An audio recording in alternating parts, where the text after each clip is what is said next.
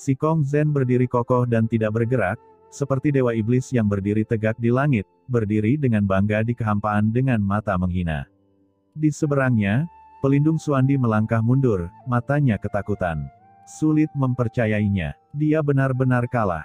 Pelindung Dharma Xuandi, tapi hanya begitu. Ucap si Kong Zhen mencibir dan tetap tidak bergerak, kokoh seperti gunung suci. Pelindung Mikong merasa kulit kepalanya mati rasa dan dia berkeringat dingin. Penampilan si Kong Zhen seperti ini pasti akan menarik perhatian banyak orang dan langsung menjadi sasaran kritik publik. Benar saja, dia baru saja selesai berbicara. Di belakang pelindung Xuandi, seorang tetua tiba-tiba berdiri.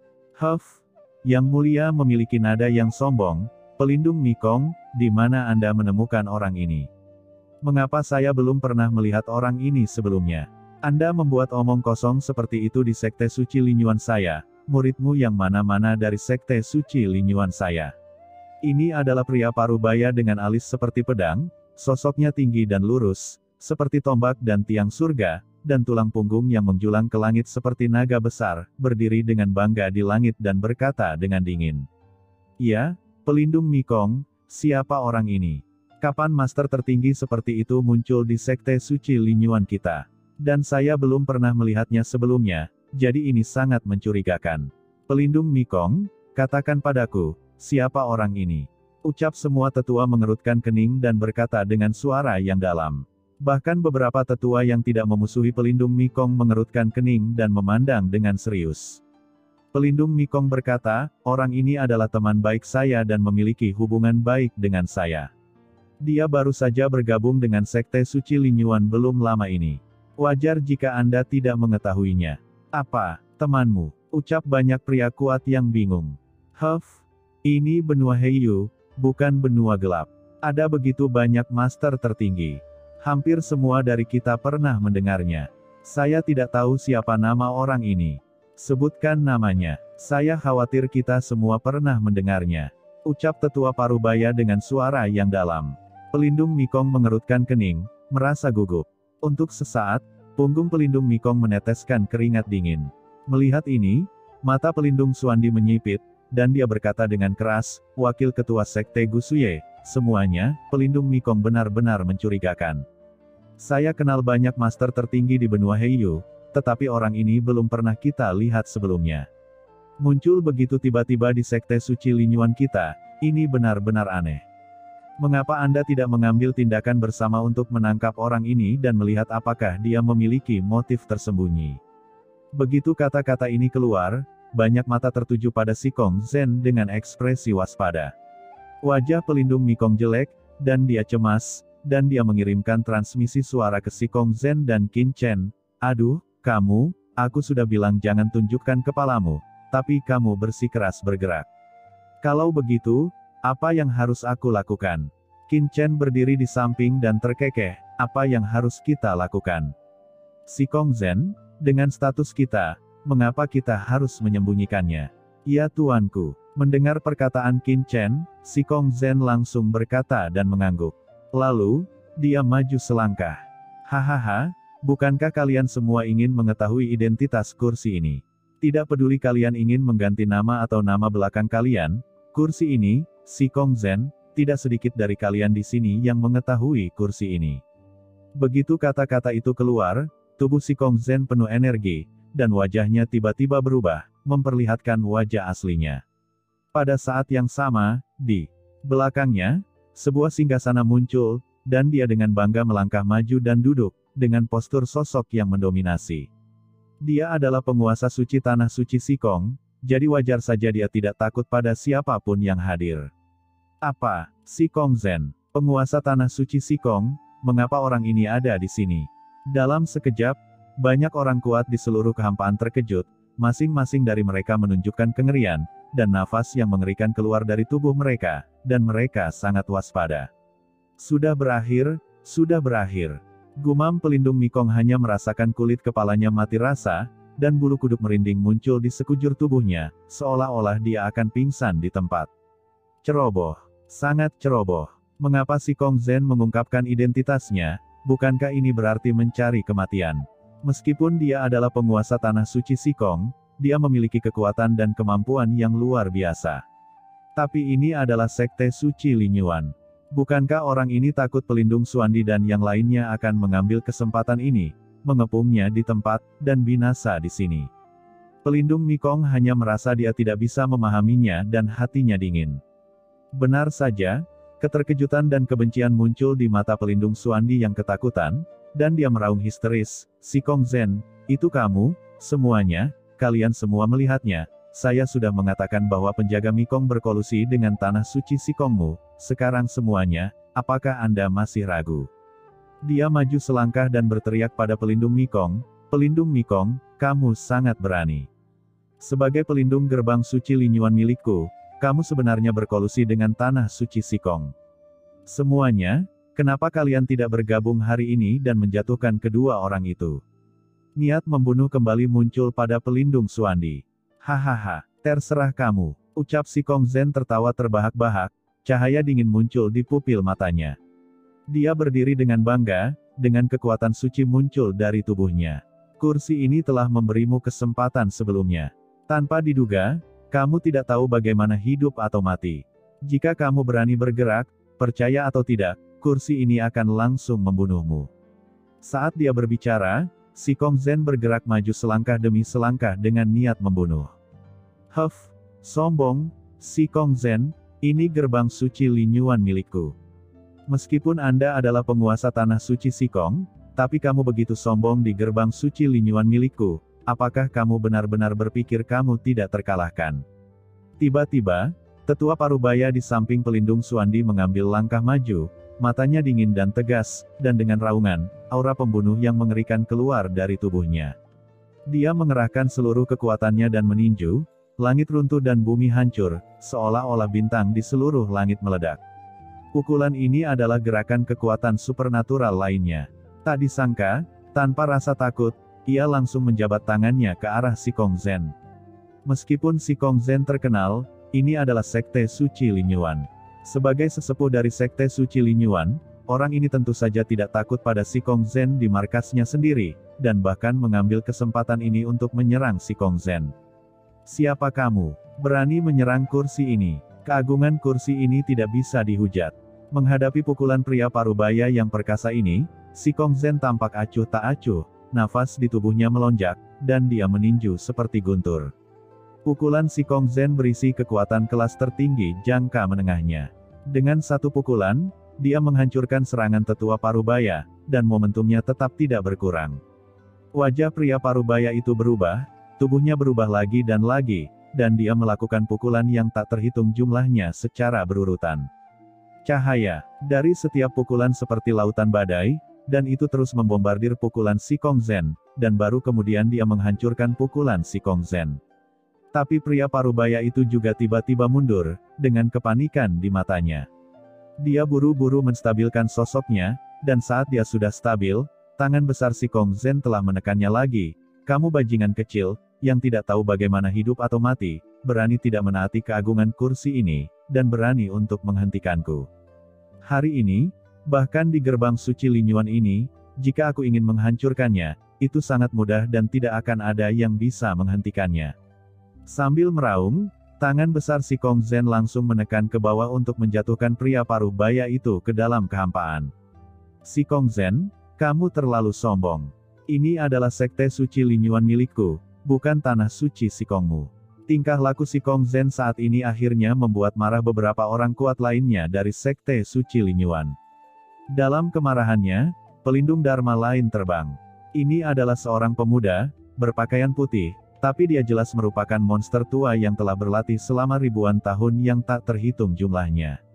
Aura di tubuhnya melonjak, seperti gunung berapi sebelum meletus, dan berisi kekuatan yang membuat orang merasa berdebar-debar.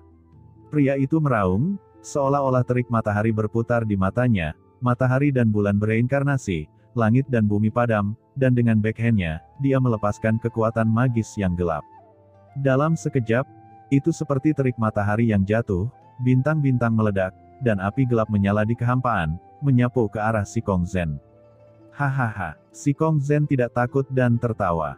Menghadapi serangan dari master tertinggi lainnya, dia tidak menghindar.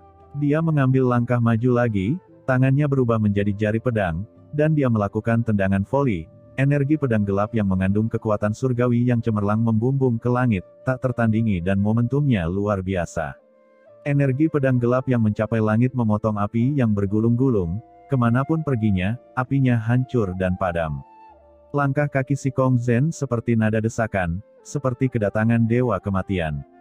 Pada saat ini, dia menghadapi 3 orang terkuat dari Sekte Suci Lin Yuan, menjulang tinggi seperti dewa, berjalan selangkah demi selangkah, dan dengan setiap langkah yang dia ambil, kekosongan di area ini berguncang, seolah-olah akan runtuh. Tiba-tiba, 3 master tertinggi termasuk pelindung Suandi merasa seolah-olah mereka menghadapi Si Kong Zen sendirian, seolah-olah mereka sedang menghadapi dewa kematian. Mereka merasakan ketakutan di dalam hati mereka dan mundur satu demi satu. Terutama pelindung Suandi, lengannya patah dan dia tidak punya waktu untuk memperbaikinya. Si Kong Zen, hentikan. Tepat ketika Si Kong Zen melangkah maju dan hendak melancarkan serangan menggelegar lainnya, pelindung Mikong berkata dengan tergesa-gesa, ini adalah markas besar Sekte Suci Lin Yuan. Anda tidak boleh terlalu sombong dan mendominasi.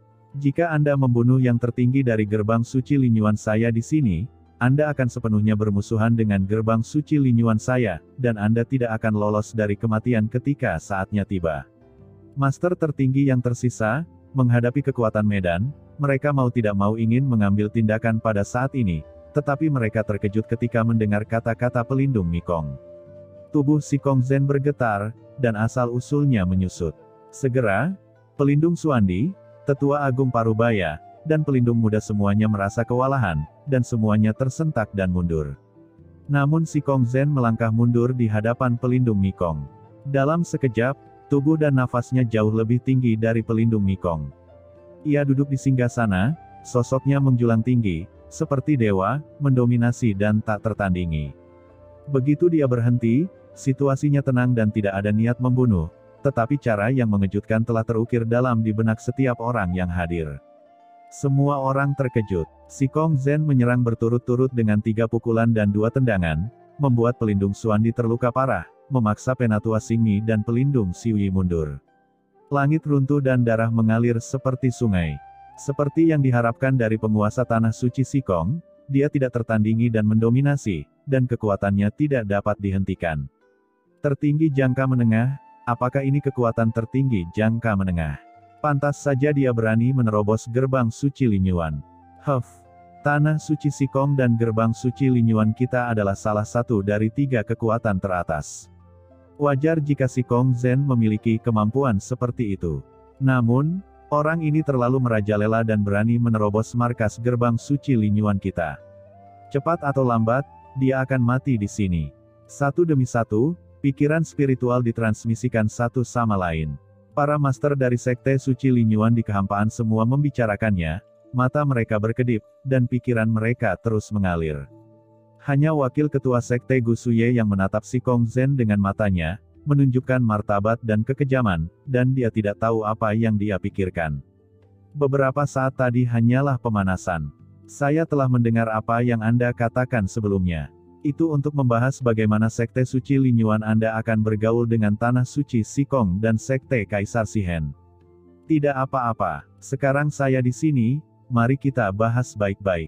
Ucap Si Kong Zen tidak peduli dengan tatapan banyak orang kuat di Sekte Suci Lin Yuan, dia berdiri di sini dengan bangga dan mengeluarkan suara keras yang menyebar seperti lonceng, menggetarkan hati banyak orang kuat. Meskipun ada banyak orang kuat yang hadir, mereka tidak dapat menekannya dengan andal. Untuk menekan Si Kong Zen, seseorang setidaknya harus menjadi figur tingkat tertinggi jangka menengah. Hanya pemimpin sekte yang dapat sepenuhnya menekannya. Si Kong Zen, pemilik Tanah Suci Si Kong generasi ini. Tiba-tiba, Gu Suye, yang selama ini diam, dia berbicara. Tidak buruk, ucap Si Kong Zen tersenyum ringan, menatap wakil ketua sekte. Gu Suye berkata dengan suara yang dalam, sebagai anggota Tanah Suci Si Kong, Anda dengan gegabah membobol Sekte Suci Lin Yuan kami. Perilaku seperti itu benar-benar tidak sesuai dengan identitas dan kekuatan Anda. Terlebih lagi, sekarang gerbang suci Lin Yuan kami ingin membahas gerbang Kaisar Sihen dan Tanah Suci Si Kong. Tidakkah menurut Anda sangat tidak sopan jika Anda mendengarkan di sini? Si Kong Zhen tertawa. Tidak sopan. Apa itu kesopanan? Kamu sebenarnya berani mengucapkan dua kata ini. Kamu juga tahu kalau aku adalah penguasa tanah suci Sikong. Tapi saat aku datang ke sekte suci Linyuanmu, aku ditolak. Inikah cara gerbang suci Linyuanmu menjamu tamu? Selain itu, kamu berbicara tentang bagaimana bergaul dengan tanah suci Sikong kami. Sebagai pemilik tanah suci Sikong, aku tentu ingin mendengarkan di sini dan melihat apa pendapatmu sebenarnya tentang tanah suci Sikongku. Ucap Sikong. Zhen meliriknya dengan nada menghina, dan berkata lagi dengan acuh tak acuh, apakah kamu masih berhak berdiskusi tentang sopan santun denganku? Atau, apakah kamu layak mendapatkannya? Kamu, ucap Gusuye, wajahnya menunjukkan kemarahan yang luar biasa. Tidak peduli seberapa terpelajarnya seseorang, dia mungkin akan marah ketika mendengar perkataan si Kong Zhen. Terlalu sombong, terlalu mendominasi, dan terlalu kuat. Namun, banyak murid sekte suci Linyuan, bukannya merasa marah, malah merasakan kejutan yang kuat dengan kata-kata seperti itu. Kesombongan seperti itu, betapa keren dan tidak terkendalinya seseorang jika mereka bisa menjadi orang seperti itu. Si Kong Zhen, kamu benar-benar melanggar hukum, dan kamu tidak menganggap serius sekte suci Linyuan kami. Ucap Gusuye berkata dengan marah. Niat membunuh yang jelas meledak dari tubuh, dan sumber kegelapan muncul di atas kepala. Ada aura luar biasa di atas, dan tidak diketahui kekuatan magis tiada taraf apa yang muncul di dalam tubuh. Apa, Gusuye? Apakah kamu juga ingin mengambil tindakan terhadapku?